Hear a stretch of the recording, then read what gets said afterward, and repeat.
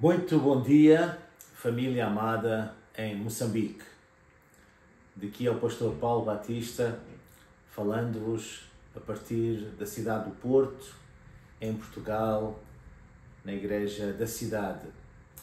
É com muita alegria que vos quero, neste dia, congratular pelo 8º aniversário da Igreja Família Vida Eterna.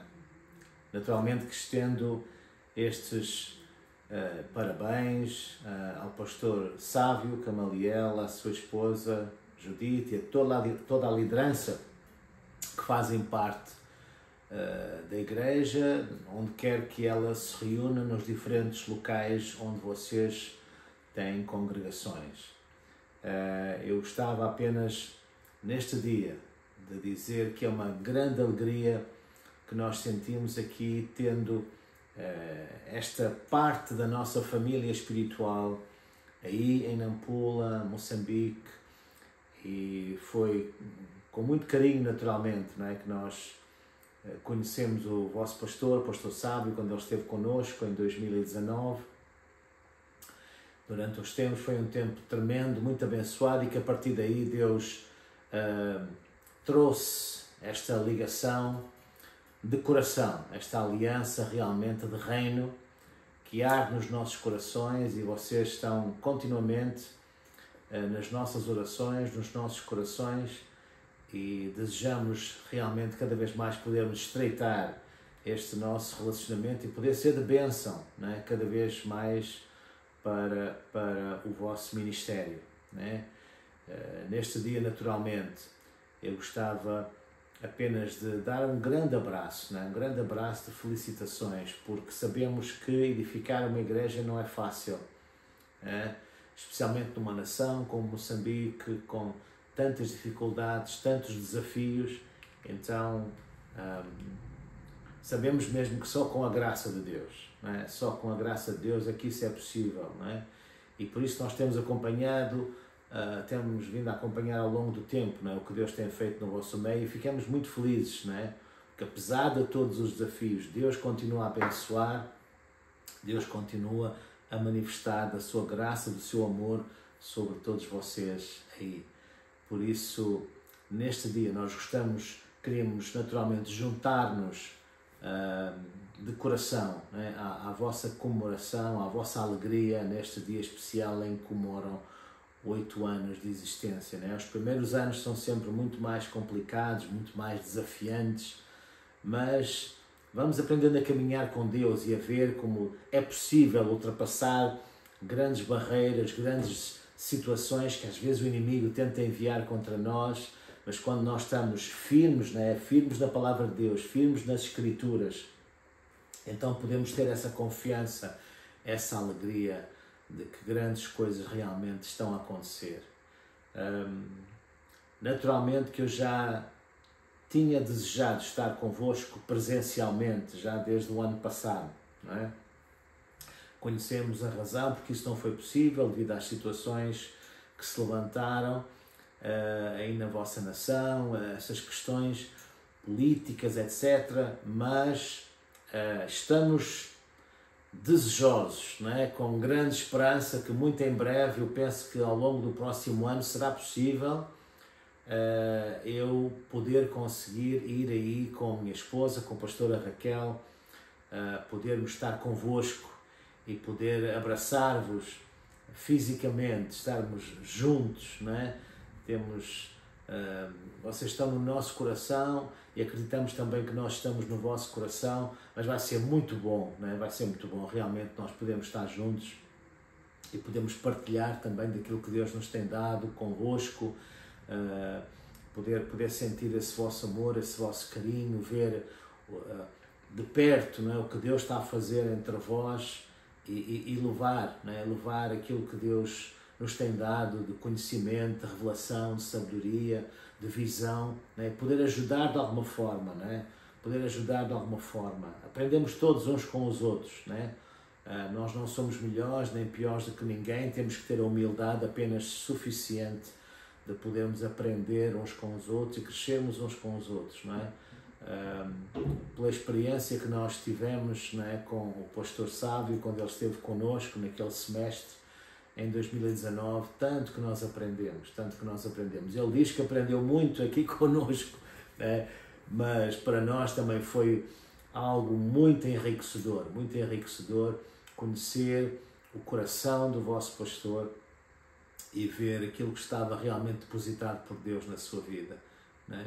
Por isso, neste dia queremos juntar-nos connosco nesta celebração tão especial. O pastor Sávio pediu-me para eu deixar uma palavra e tive a meditar e a pensar o que é que Deus gostaria de vos transmitir neste dia. Naturalmente que, e eu tenho pensado muito nisto, né? Cada vez mais vozes se levantam, ideias, filosofias, opiniões, e é importante nós percebermos a quem é que nós estamos seguros, em quem é que nós estamos firmes, que tipo de casa é que nós estamos a construir. Será que é uma casa baseada na rocha ou baseada em mera areia? Às vezes, construir uma casa sobre a areia é mais rápido, é mais fácil, não é? Mas depois, quando vêm as intempéries, vêm os ventos, as tempestades, apenas a casa que está firmada na rocha, ela vai prosperar, né? Ela vai firmar-se, né? E eu gostava de vos deixar hoje, de uma forma muito simples, algo que Deus ministrou à minha vida há uns tempos e que nos fala de marcos, né? Todos nós conhecemos, talvez, penso eu, né? Esta palavra, o que é um marco, né? Aqui, por exemplo, em Portugal, quando nós vamos numa estrada, de tempos a tempos, vemos na estrada determinados marcos. Esses marcos indicam-nos em que estrada nós estamos, em que quilómetro daquela estrada nós estamos, né? Isso ajuda-nos a perceber se estamos no caminho certo, estamos na rota certa, ajuda-nos a entender o percurso que nós já fizemos e quanto falta para chegarmos ao nosso objetivo. Na nossa vida espiritual nós também precisamos de marcos que nos firmem, que nos mantenham no caminho. Caso contrário, nós seremos levados por todo tipo de ventos que nos tentam desviar do foco, que nos tentam desviar do caminho, né? E nesta palavra que eu gostava de deixar convosco, de encorajamento acima de tudo, eu não quero pregar para vocês, eu quero apenas deixar uma palavra de encorajamento neste dia tão especial, neste marco tão especial também, que é o vosso 8º aniversário. Eu gostava de apenas partilhar convosco aquilo que Deus colocou no meu coração há um tempo e ao qual eu chamei 5 marcos de fé. 5 marcos de fé. E tem até uma certa graça, né? Porque são 5 princípios de Deus baseados no Evangelho de Marcos, né? Todos sabemos o que diz a palavra de Deus quanto ao Evangelho. Sabem que o Evangelho, não é? E nós vemos isso, por exemplo, lá em Romanos, Evangelho era uma palavra que há 2000 anos não era muito usada, não é? Mesmo na literatura grega era raramente usada essa palavra, Evangelho. Evangelho significava, no sentido original, algo que era quase que bom demais para ser verdade. Algo bom demais para ser verdade. E realmente, quando olhamos para Jesus, parece algo bom demais para ser verdade. Mas, no entanto, como nós lemos lá no capítulo 1 de Romanos, diz-nos que o Evangelho é o poder de Deus para a salvação de todo aquele que crê. É o poder de Deus. Então, nós olhando para isso, se o Evangelho é o poder de Deus, se Jesus disse que recebeu toda a autoridade, se Ele nos delegou essa autoridade, não é? Lá em Lucas 10:19 diz que Ele nos deu a autoridade para pisarmos serpentes, escorpiões, todo o poder do inimigo e nada nos fará dano algum. Porque é que tantas vezes então, se é suposto nós caminhamos nessa autoridade, nesse poder, porque é que muitas vezes a Igreja de Jesus vive derrotada? Porque é que tantas vezes os cristãos vivem vidas infelizes, deprimidas? Essa não é a vontade de Deus. Jesus disse que veio para nos dar vida e vida com abundância, como vocês sabem. Então, Deixem-me só partilhar convosco, e quem tiver aí algum papel e lápis onde possa tomar notas. Nós aqui na Igreja da Cidade temos muito esse hábito de tomar apontamentos, temos até uns caderninhos de apontamentos para as pessoas escreverem, porque é muito importante, não é? Um pastor amigo meu diz que vale mais um lápis pequeno do que a memória de um elefante. Então, sempre que tu possas ter um conselho, mesmo quando estás aí na igreja a ouvir as pregações do pastor Sávio ou outros líderes, toma notas. Só o facto de estás a escrever já te vai ajudar a reter melhor a informação, a processares melhor essa informação. Então, primeiro marco que eu queria deixar convosco, baseado no Evangelho de Marcos, e tem a ver com esta caminhada de fé que Jesus nos manda caminhar, viver no nosso dia a dia. O primeiro marco de fé está baseado no Evangelho de Marcos, no capítulo 40 e no versículo 41. Eu penso que todos vocês conhecerão esse texto lá no Evangelho de Marcos, no capítulo 1, versículos 40 e 41, que depois vocês podem ler com mais calma. Lá diz que um dia um leproso foi ter com Jesus e ele disse: Senhor, se tu quiseres, tu podes curar-me. Se tu quiseres, tu podes curar-me. Este primeiro marco que eu quero deixar convosco muito sucintamente fala de que Deus não somente pode, como Ele quer abençoar-te. Este leproso, ele acreditava que Jesus podia. Ele tinha dificuldades em acreditar que Jesus queria abençoá-lo. Então, eu quero que tu tenhas essa certeza, né? Muitas vezes as nossas orações não parecem orações de filhos, parecem orações de mendigos, em que nós estamos a tentar convencer Deus a abençoar-nos. Deixa-me dizer-te nesta manhã que Deus está muito mais interessado em abençoar-te do que tu em seres abençoado.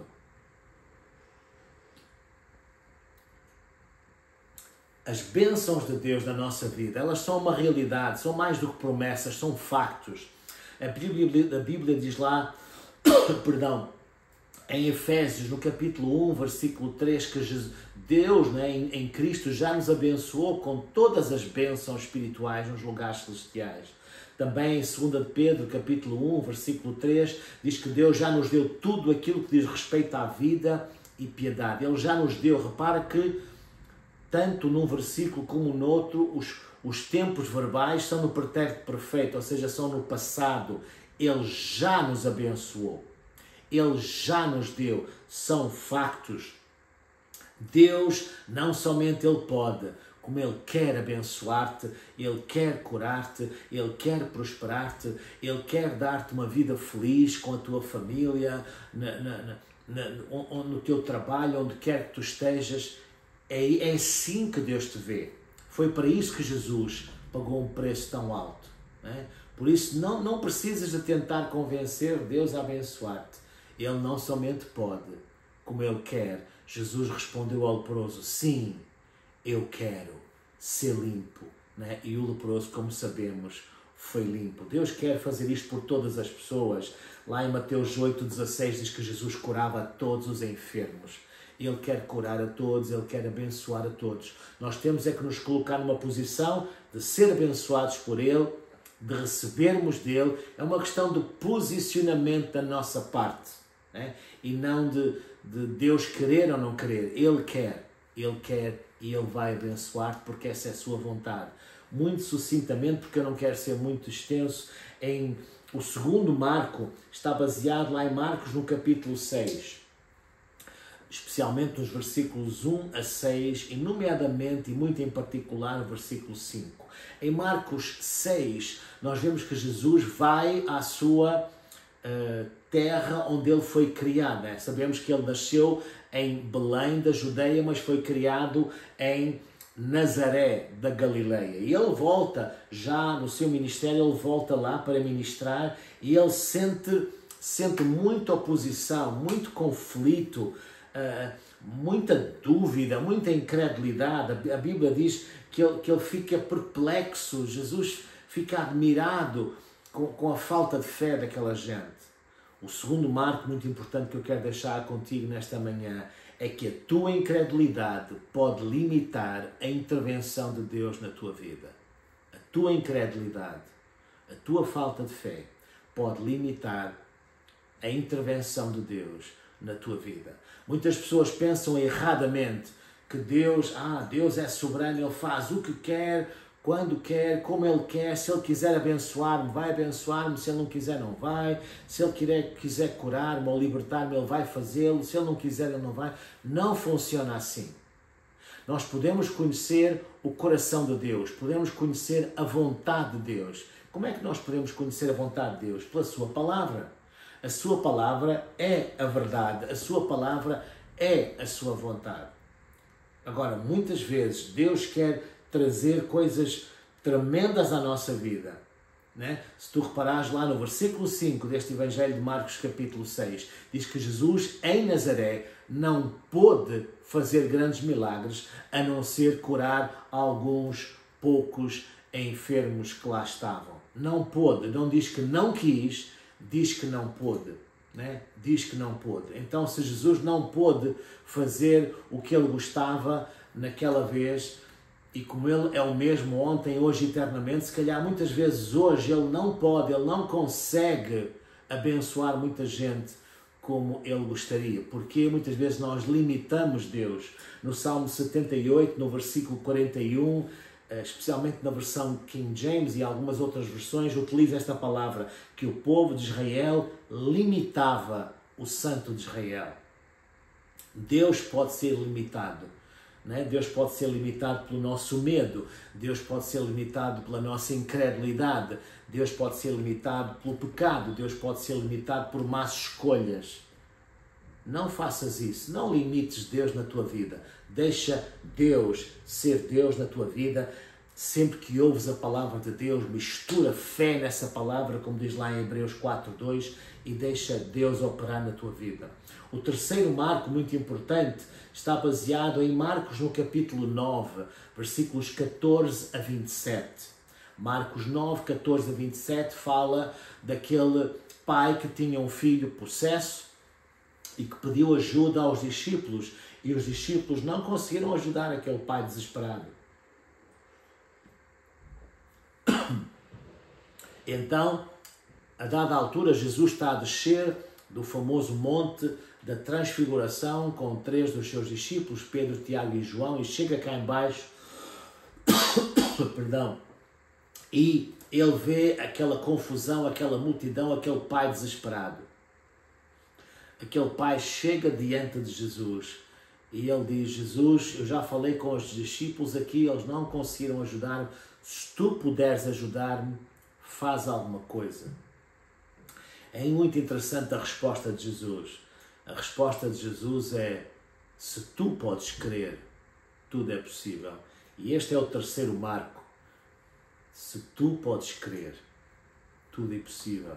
Diz isto ao teu vizinho do lado que está sentado aí ao teu lado na igreja. Se tu podes crer, meu irmão, tudo é possível em Deus para ti. Tudo é possível, né? E então Jesus tem esta reação para o pai e diz: meu amigo, aqui o problema não é se eu posso ou não posso. Este pai até tinha menos fé do que o leproso do primeiro marco. O leproso do primeiro marco, ele acreditava que Jesus podia, só não tinha a certeza que Jesus queria. Este pai nem tinha bem a certeza se Jesus podia, mas Jesus disse-lhe: se tu podes crer, tudo é possível. E ele disse: sim, eu creio, ajuda-me, Senhor, na minha incredulidade, né? Ajuda-me na minha incredulidade. Então, aquele pai decidiu crer. É uma decisão. Crer é uma decisão baseada na palavra de Deus. Aquele pai decidiu crer. Nós conhecemos o texto que diz em Marcos 17, versículo 20: nada lhes seria impossível. Em Lucas 1,37 diz: nada é impossível para Deus. Nada é impossível para Deus. Mas para que Deus intervenha na tua vida, tu tens que colaborar com Ele. Tu és um fator muito importante. Ele é soberano, mas isso não significa que Ele hoje faz uma coisa e amanhã faz outra, sem qualquer tipo de sentido. Não, a sua palavra é a coisa mais importante. A Bíblia diz no Salmo 138 que Deus honra a sua palavra acima do seu próprio nome. acima do seu próprio nome. Ouvir a palavra, praticar a palavra, é isso que Jesus chama construir a casa sobre a rocha. Não basta ouvir, tens que pôr em prática, porque nessa história de Jesus, na parábola das duas casas, os dois ouviam a palavra. Muitas vezes as pessoas pensam que Jesus está a falar de um crente e de um descrente. Não, Jesus está a falar de dois crentes, mas a sua casa foi destruída. Nós vemos muitas vezes crentes com a sua casa espiritual destruída. Porquê? Porque eles apenas ouvem, vêm à igreja, apenas ouvem, mas não põem em prática a palavra do Senhor. É isso que tu tens que decidir fazer. Teríamos muito mais para falar sobre cada um destes marcos tão importantes, mas quero só deixar aqui de uma forma sucinta, não é? Uma introdução a cada um destes que eu acho que talvez te possam ajudar na tua caminhada de vitória em Jesus.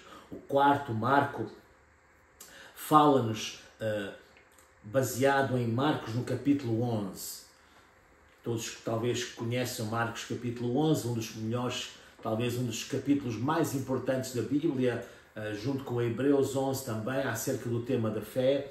Em Marcos 11, versículos 22 a 24. Este traz-nos o seguinte marco: caminha na fé de Jesus e fala à tua montanha. Caminha na fé de Jesus e fala à tua montanha. Né? Lá em Marcos 11, no versículo 22, a palavra de Deus diz: tende fé em Deus.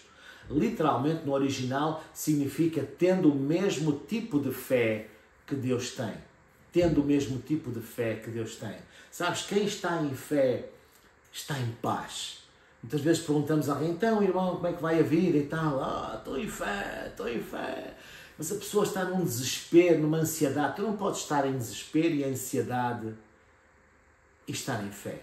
A Bíblia diz: não vos inquieteis por coisa alguma, antes as vossas petições sejam em tudo conhecidas diante de Deus, com oração e súplica, e a paz de Deus, que excede todo o entendimento, guardará os vossos corações e os vossos sentimentos em Cristo Jesus. Isto está lá em Filipenses capítulo 4, versículos 6 e 7. É importante esta paz. E qual é o problema dos cristãos muitas vezes? Se tu reparas aqui em Marcos no capítulo 11, no versículo 23, Jesus diz que aquele que disser este monte lá, ergue-te e lança-te no mar, e não duvidar em seu coração, mas crer que se fará aquilo que diz, tudo o que ele disser lhe será feito. O problema muitas vezes dos cristãos que têm dificuldade em ter vitória é que eles não fazem aquilo que Jesus diz. Eles, em vez de falarem à montanha, eles falam da montanha. Em vez de falarem ao monte, eles falam do monte. Jesus não diz fala do monte, ele diz fala ao monte. Se tu disseres a este monte. O que é que acontece quando tu passas a vida a falar do monte? O monte aumenta. Agora, quando tu falas ao monte e declaras a palavra de Deus sobre essa montanha, sobre essa dificuldade, sobre esse problema, sobre essa situação complicada que se levantou, mas tu levantas-te baseado na palavra de Deus, nas promessas de Deus e combates com a palavra. Lembra-te quando Jesus foi tentado no deserto, ele sempre respondeu com a palavra: está escrito, está escrito.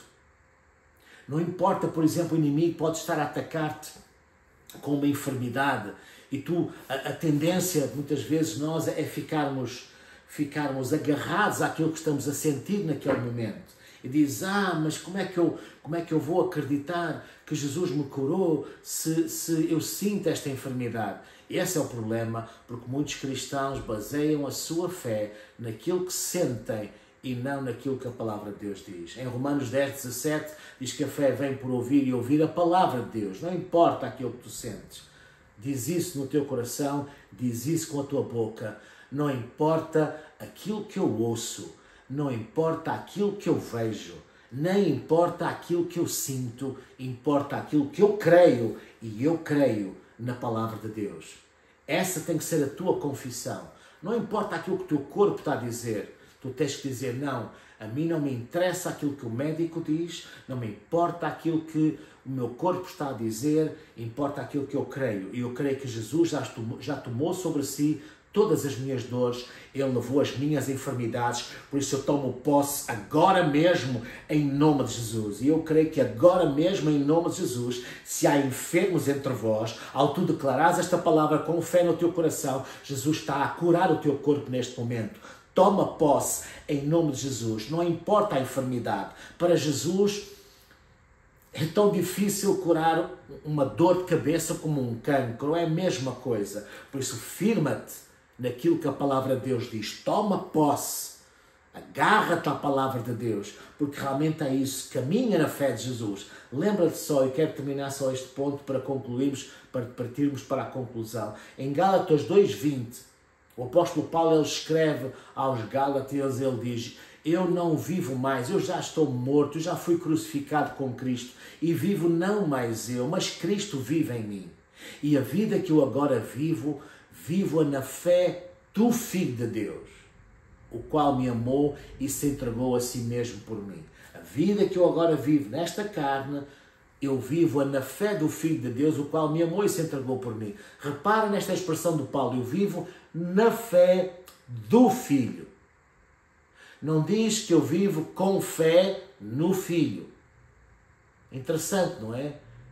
Nós podemos ter fé no Filho, mas é a nossa fé. Mas Jesus quer que tu subas mais um degrau. Ele quer que tu caminhes não só nessa fé no Filho, mas que tu caminhes na fé do Filho. É isso que fala em Gálatas 2:20. Então, em vez de estares a lutar como um pássaro, a tentar voar contra a tempestade, não. Sobe sobre as asas do nosso Senhor. As asas deste sol da justiça. Né? Aquele que confia no Senhor renovará as suas forças. Ele subirá com asas como águia. Tu tens que colocar-te sobre Jesus. E é Jesus que voa. Já reparaste muitas vezes alguns pássaros, né, tentam colocar-se sobre as águias, né, e são as águias que voam e eles aproveitam o voo. Né? Então faz isso, toma a palavra de Deus, confia na fé de Jesus, porque não há nada que é impossível para Jesus. E finalmente, baseados em Marcos no capítulo 17, faz ousadamente as obras de Jesus. Este é o quinto marco que nós queremos terminar agora para abordar. Faz ousadamente as obras de Jesus, pois Ele vai sempre confirmar a sua palavra. Lembra-te o que diz lá em Marcos 16:15-20. Ele disse: ide por todo o mundo, ide por todo Moçambique, por toda Nampula, pregai o Evangelho a toda a criatura. Quem crer e for batizado será salvo, quem não crer será condenado. E estes sinais vão seguir aos que crerem. Em meu nome expulsarão demónios, falarão novas línguas, muito importante ser batizado com o Espírito Santo e orar em línguas, muito importante. Não temos tempo agora para falar sobre isso, né? Depois ele termina dizendo que colocarão as mãos sobre os enfermos e eles serão curados. E diz que os discípulos foram por todas as partes, colaborando com eles o Senhor e confirmando a sua palavra com sinais e maravilhas. Jesus vai confirmar a sua palavra quando tu pregares o Evangelho. Não importa se tu és um pastor, um líder na igreja, um simples crente. Esta palavra é para todos aqueles que querem ser discípulos. Jesus disse em João 14:12, aquele que crê em mim fará as mesmas obras que eu faço. Em Mateus 10:1 ele disse, os discípulos também curavam todos os enfermos. Em Hebreus 4:16 a palavra de Deus diz que nós devemos entrar com confiança diante do trono da graça, com toda a fé. Em Isaías capítulo 44, versículo 26, diz que a palavra de Deus ensina-nos que Deus confirma, né? Deus confirma.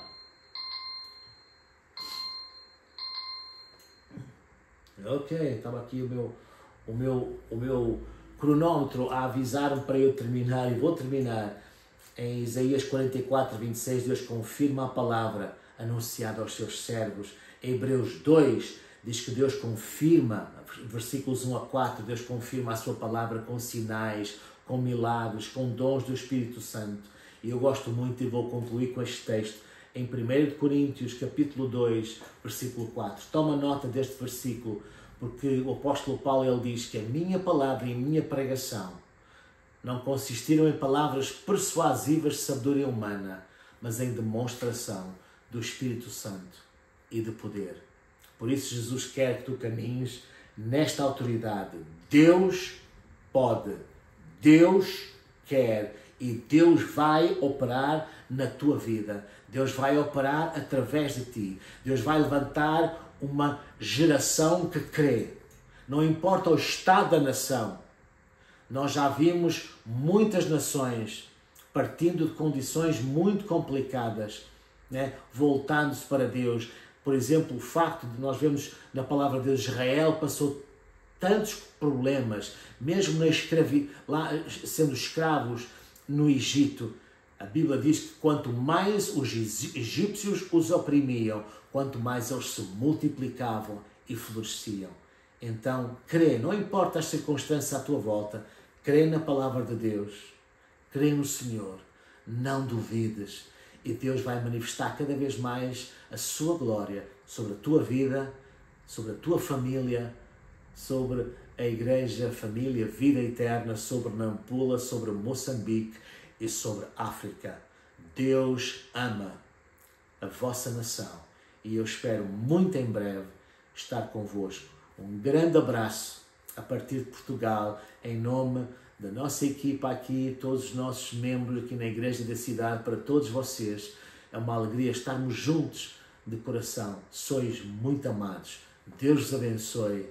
Feliz aniversário e até breve, em nome de Jesus.